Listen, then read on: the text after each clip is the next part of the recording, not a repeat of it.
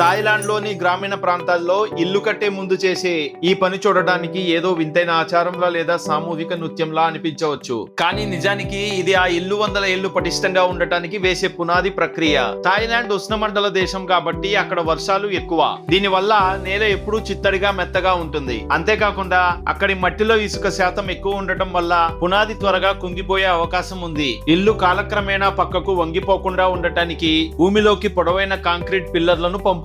మొదట లువోయాంగ్ అనే ప్రత్యేకమైన పారతో భూమిలోకి కొన్ని మీటర్ల లోతైన రంధ్రాలు చేస్తారు.